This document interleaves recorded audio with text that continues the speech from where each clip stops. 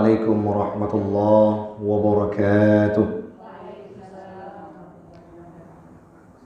Alhamdulillahilladzi anzala alaina an-ni'mah wassalatu wassalamu ala sayyidina Muhammadin khairil bariyah wa ala alihi wa sahbihi wa mawala, amma ba'd. Ada sebuah hal yang menarik, karena kita semua adalah orang tua, kebanyakan orang tua dan sudah nikah, semua sudah punya anak.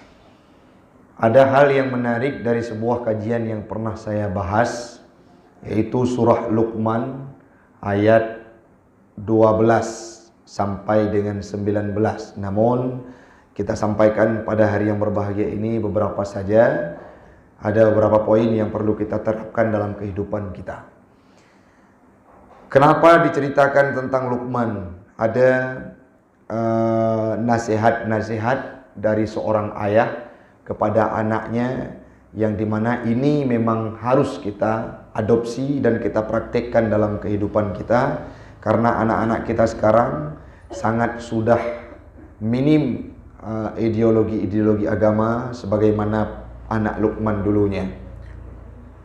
Bunyi ayatnya, ini kitab yang kami bacakan adalah kitab Tafsir Jalalain Hasyiah Sawi, untuk referensi awal. Nanti akan kita jelaskan pengembangannya.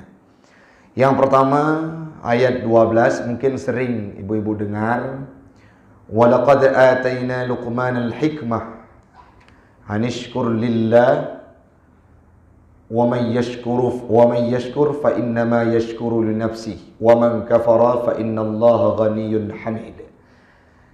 Jadi ayat ini menjelaskan bahwa Allah telah memberikan sebuah hikmah, memberikan hikmah. Walaqad atayna Luqmanal hikmah. Kami telah mendatangkan kepada Luqman itu hikmah. Apa itu hikmah? Hikmah menurut Imam As-Suyuti, minha al-ilmu wad-diyanah wal-isabah fil qawli. Apa makna hikmah? Hikmah adalah ilmu, agama, dan kebenaran dalam berkata. Bagus, kalimat-kalimat yang bijak, statement-statement yang bijak yang dikeluarkan oleh Luqmanul Hakim. Artinya Allah memberikan kepada Luqman itu hikmah. Kalau kepada Nabi yang diberikan apa? Mukjizat. Allah memberikan hikmah kepada Luqmanul Hakim. Luqman, ibu tahu siapa? Sering kita dengar, Bu, cerita ini. Dua orang yang pergi dengan anaknya membawa keledai. Pertama dia pergi, keledai itu getari punya bahasa Aceh, getari. Anak gejak dapat, goknya gejak dapat. Tidak ditunggangi. Ada orang yang berkata, bodoh mereka. Ada kendaraan tidak ditunggangi.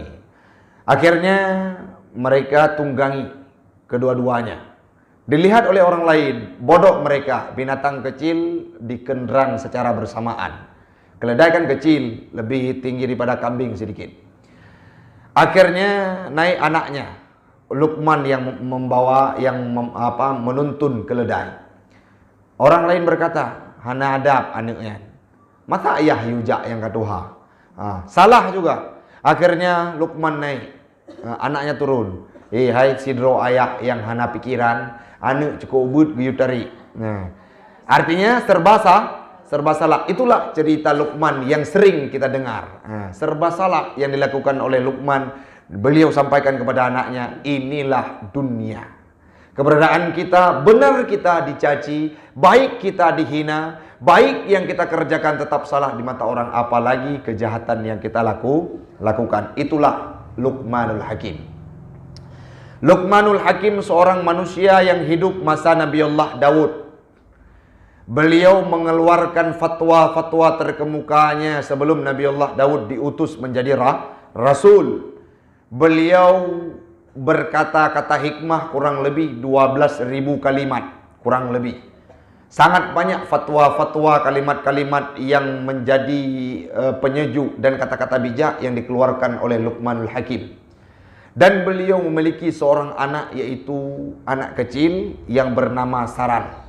Ada orang yang berpendapat bahwa Luqman ini nabi, karena nabi itu menerima wahyu untuk dirinya dan tidak disampaikan kepada orang lain. Tetapi pendapat yang masyhur dalam Hasyiah Sawi juga yang saya baca, Luqmanul Hakim itu adalah seorang tukang kayu yang tubuhnya hitam kelam. Kalau istilah kita sekarang di Ethiopia di mana? Di Afrika ya. Nah, sama seperti kulit Bilal bin Rabah. Bilal bin Rabah orangnya hitam karena orang Ethiopia. Syarat disampaikan semua kalimat-kalimat. Luqmanul Hakim baru berhenti untuk mengeluarkan kata-kata bijak setelah Nabi Allah Daud diutus menjadi nabi. Saat itu beliau baru diam. Kenapa bagaimana Allah memberikan hikmah kepada Luqman? Apakah dengan datang malaikat Jibril? Bukan.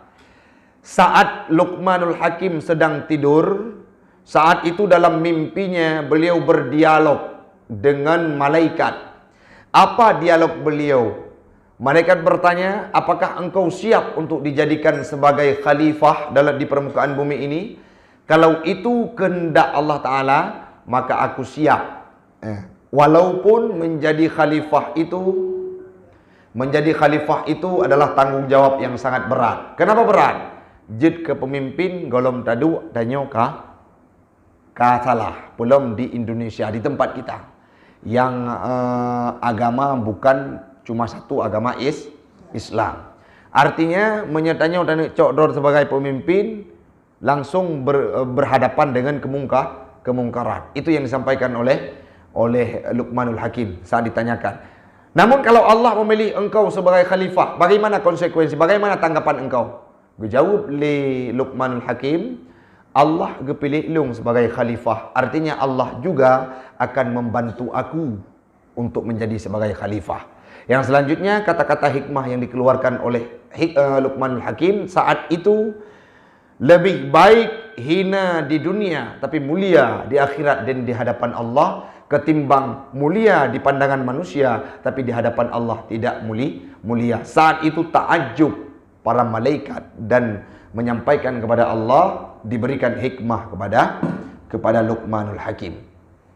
Jadi orang-orang kita Bu yang mampu berkata hikmah itu punya tipikal seperti Luqmanul Hakim. Dan sangat banyak hal-hal yang perlu diadopsi dari Luqmanul Hakim untuk menjadi orang tua terbaik. Profil orang tua bijak ada pada Luqmanul Hakim. Tidak ada satu manusia pun selain Nabi yang dijadikan namanya sebagai surah dalam Al-Quran. Ali Imran itu keluarga Imran, bukan satu orang. Ada satu lagi Al-Lahab. Itu bukan karena kebaikannya, tapi karena kejahatannya. Selain daripada hal tersebut, siapa? Itulah Luqman. Diberikan satu nama surah oleh Allah Subhanahu wa taala yang diwahyukan kepada Nabi Muhammad, yaitu surah Luqman, cerita terhadap kehidupan Luqman. Walaqad ataina Luqmanal hikmah, telah kami berikan kepada Luqman itu hikmah, anishkur lillah, maka bersyukurlah kepada Allah, wa may yashkuru fa innama yashkuru li nafsi. Orang yang bersyukur kepada Allah sepantutnya, seyogyanya, seharusnya dia bersyukur kepada diri. Apakah betul bahan Abu? Kerja betul. Karena orang yang bersyukur kepada Allah, saat kita bersyukur Allah memberikan pahala. Pahala itu buat siapa? Buat Allah kah atau buat kita? Artinya orang yang bersyukur kepada Allah dijelaskan dalam surah Luqman ini, wa may yashkuru fa innama yashkuru li nafsi. Orang yang bersyukur kepada Allah artinya dia sedang bersyukur kepada dirinya sendiri. Bagaimana maksudnya? Pahala yang dia lakukan kembali kepada dirinya. Maka ditanya waktu kita syukur kepada Alhamdulillah. Apa yang terjadi? Ucapan Alhamdulillah itu ditulis sebagai sebuah pahala oleh malaikatnya Allah yang nanti akan diberikan hisab kepada kita. Maka beliau bersyukur Bu, karena syukur yang kita lakukan untuk diri kita masing-masing. Ustaz, betul ayat berkata, wa may yashkuru fa innama yashkuru li nafsi. Dalam tafsir Jalalain disebutkan bahwa li'anna saubas syukrihi lahu pahala daripada bersyukur tersebut kembali kepada dirinya. Wa man kafara fa innallaha ghaniyyun hamid. Orang-orang yang kufur kepada Allah, maka Allah adalah yang maha kaya lagi maha terpuji. Tanyo kufur kepada Allah, nak kurang Allah. Tanyo ingkar terhadap perintah Allah, ada kurang Allah. Kita tidak mau solat, ada kurang derajat Allah? Tidak. Allah tidak akan menurun derajatnya walaupun hambanya tidak beribadah kepadanya. Karena Allah menjadikan kita bukan tujuan untuk menyembah Allah supaya Allah mulia, tapi itu cuma sekedar rutinitas dalam kehidupan kita sebagai hambanya Allah. Benar kita sebagai hamba Allah, maka kita harus solat, harus beribadah. Orang yang tidak mau beribadah artinya dia tidak tahu bahwa dirinya sebagai hamba Allah. No. Inisiatif tinggi ini, Pak. Sudah, itu ayat 12, satu ayat. Untuk apa? Memori boleh. Ayat pertama, apa perintah ayat pertama, Bu? Cerita ayat pertama apa? Allah memberikan hikmah kepada Luqman. Yang selanjutnya Allah memerintahkan kepada kita untuk bersyukur, yang mana pahala bersyukur itu kembali kepada kita. Nah, ayat yang kedua dari pembahasan kita itu ayat ke-13. Wa idz qala Luqman li ibnihi wa huwa ya'idhuhu ya bunayya la tusyrik billah inna syirka la dzulmun 'adzim. Kata Luqman yang pertama, wa iz qala Luqmanul libnihi, saat Luqman berkata kepada anaknya, wa huwa ya'idhuhu, dalam kondisi Luqman memberikan nasihat. Ya'idhuhu itu sebuah kalimat yang bermakna memberikan nasihat secara lemah lembut. Mau'idhah, sering Ibu dengar mau'idhah? Kalau kita sebut mau'idhah, yang terbayang dalam pikiran itu apa? Nasihat yang disampaikan dengan penuh ketenangan, dengan penuh kelembutan. Artinya Luqman saat memberikan nasihat kepada anaknya dengan penuh kelembutan. Yang tua robah. Itanya kadang-kadang yang sering dah praktek, 3 dah pegang hai dengar. Kali kele putar hui. Hai gam. Benau tak ke baca. Yang kali kele Luqmanul Hakim wa huwa ya'idhuhu. Onenya ngeuilam. Ya bunayya. Ya bunayya, apa maknanya Ustaz? Tasghir li isfaq. Apa makna tasghir? Kalimat gehui kepada anak mit ubud dan ada unsur kecintaan, kerinduan, kasih sayang. Kan kalian? Kiban cara gehui? Anak mit ubud gehui ya bunayya. Punya bahasa katanya apa? Adik. Bahasa katanya. Adapun anak lun, punya yang abang, cut bang, kakak dengan bahasa yang sopan. Beda heuh ini gam. Nya menyegam. Ataupun kalimat-kalimat kena sering dekeun Bu. Nya tengah bengih dia. Anak jin kah? Nyanyi ke jin bibit dia. Nama tadi yang malam ke anak penghaman doa tanya anak jin. Nya bengih pun dah heuh. Oh, hai wali kota Luxmawi. Orang tu je ke wali kota. Betul ya? Sumpah serapah dari seorang ibu akan menuntut keberhasilan anaknya. Maklum telpon tak apa?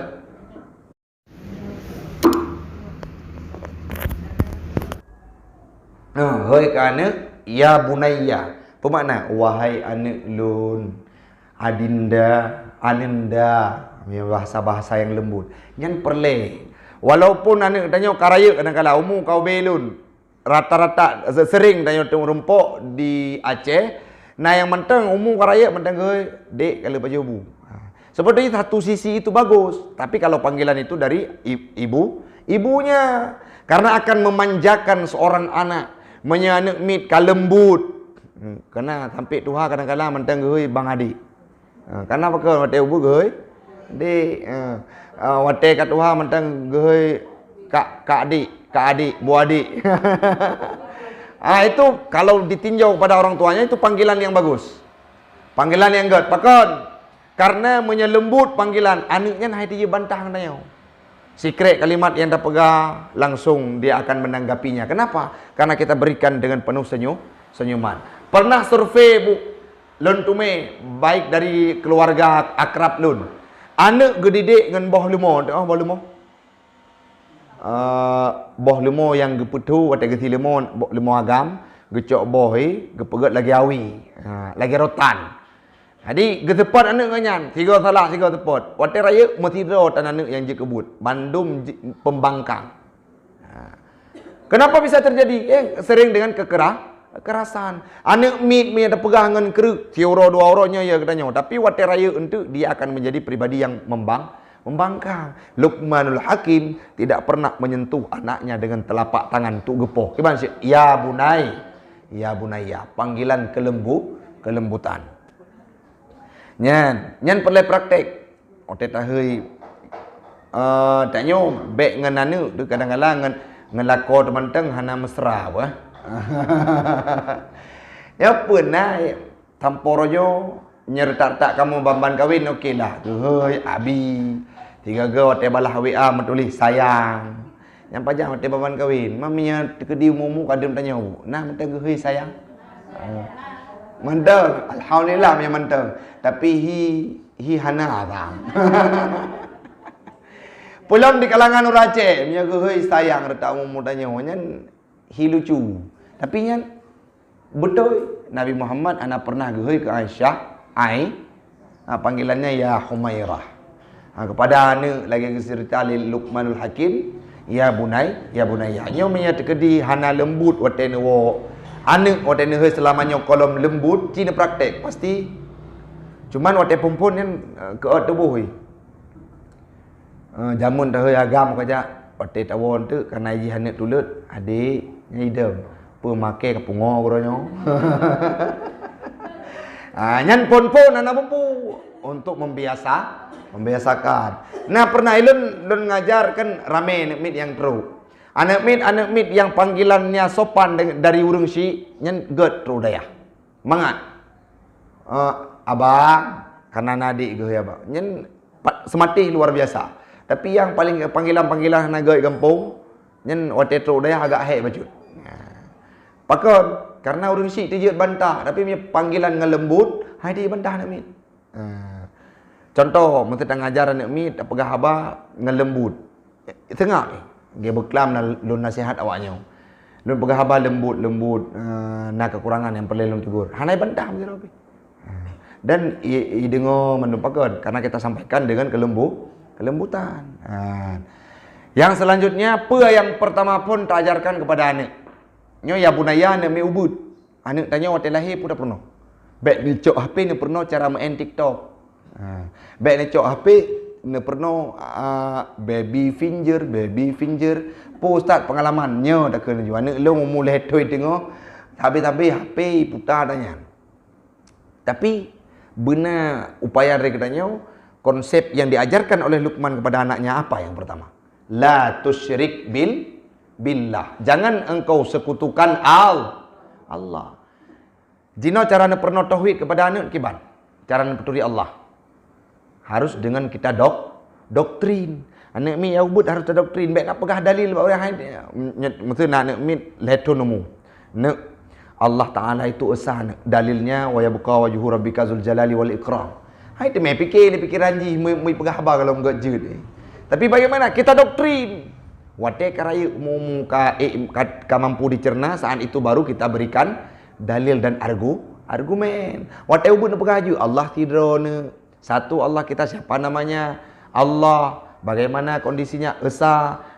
Qul huwallahu ahad. Tidak ada Tuhan yang patut kita sembah. Mengenai pertanyaan doktrin. Doktrin itu apa? Tajuk pemahaman yang tidak ada alasan. Ente baru waktu karaya baru terpegah. Pakon Allah yang esa. Qul huwallahu ahad dalilnya.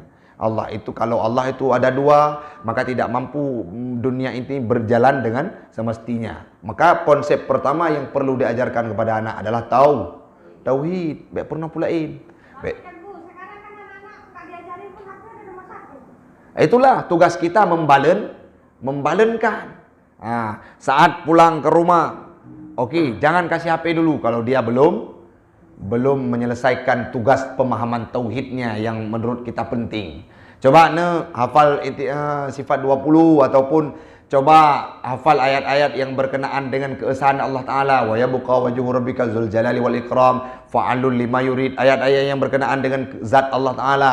Kita anjurkan kepada anak. Setelah rukun iman bagaimana, rukun Islam bagaimana, ma'rifatullah. Allah itu tidak memiliki zat, tidak memiliki urat, tidak memiliki tubuh, tidak memiliki daging seperti kita. Setelah kewajiban itu, boleh anak-anak kita izinkan untuk bermain. Salah satunya bermain HP. Namun kita jaga, jangan sampai dia bebas kemana-mana.